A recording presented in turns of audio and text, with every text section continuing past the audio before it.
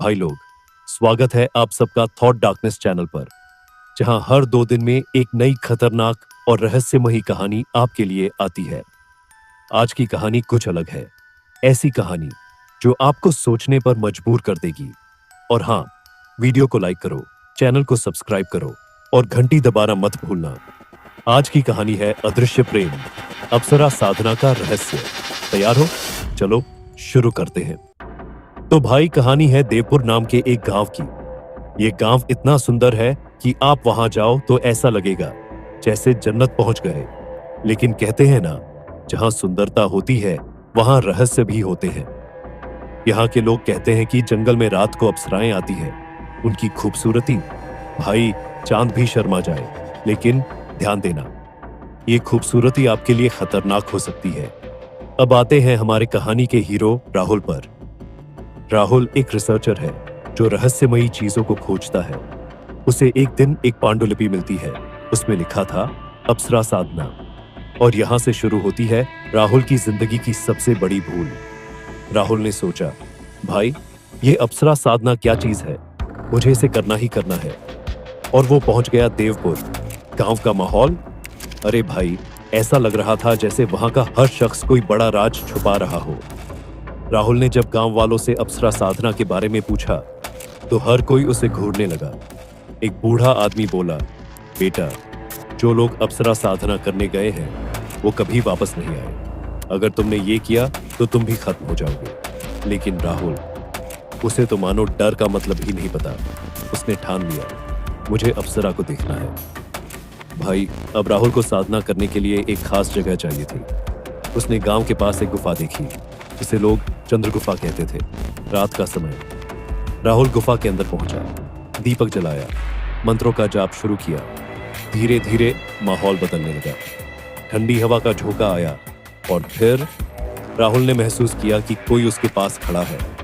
और तभी गुफा के अंधेरे में से एक आकृति निकली। अप्सरा। उसकी सुंदरता ऐसी कि राहुल उसे देखता ही रह गया। अप्सरा बोली, तुमने मुझे बुलाया है, लेकिन ध्यान रहे, अगर साधना में कोई गलती की तो तुम्हारा अंत निश्चित है। राहुल के रोंगटे खड़े हो गए, लेकिन उसने खुद को संभाला और कहा, मैं तैयार हूं। अप्सरा मुस्कुराई और गायब हो गई। अब दूसरी रात, राहुल फिर से गुफा गया, दीपक जलाया, मंत्र पढ़ा, लेकिन इस बार माहौल और अजीब था। गुफा के अंदर से एक आवाज आई, क्या तुम मुझे सच में पाना चाहते हो? राहुल ने कहा, हाँ। अचानक गुफा में अप्सरा प्रकट हुई, लेकिन इस बार उसके साथ कुछ और भी था। राहुल को गुफा की दीवारों पर परछाइयां दिखाई दी। ये परछाइयां अप्सराओं की थीं।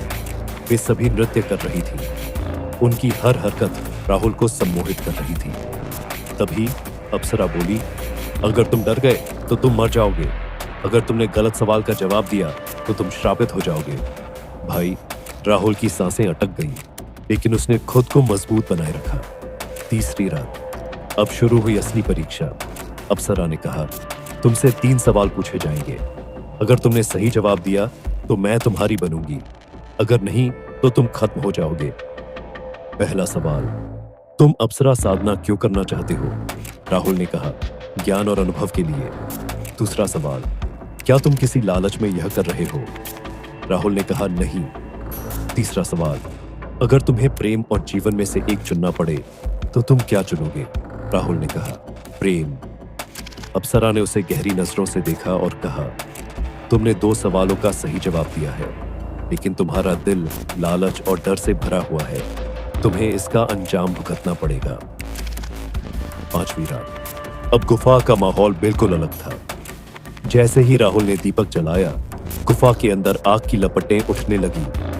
अप्सरा प्रकट हुई, लेकिन इस बार वह गुस्से में थी।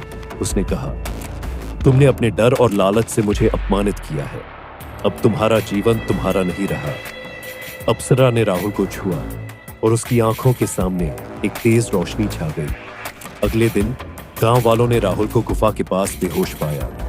उसकी आंखों में डर था और उसकी आत्मा जैसे कहीं गायब हो गई थी। तो दोस्तों, कैसी लगी ये कहानी? राहुल ने लालच और डर की वजह से अपना सब कुछ खो दिया। आप क्या सोचते हैं? क्या आप अप्सरा साधना करने की हिम्मत कर सकते हैं? हमें कमेंट में बताएं। और हाँ, अगर कहानी पसंद आई हो तो वीडियो को लाइक और चैनल को सब्सक्राइब करना मत भूलना। हम हर 2 दिन में आपके लिए ऐसी डरावनी कहानियां लाते हैं। अगली बार मिलते हैं, तब तक सुरक्षित रहें।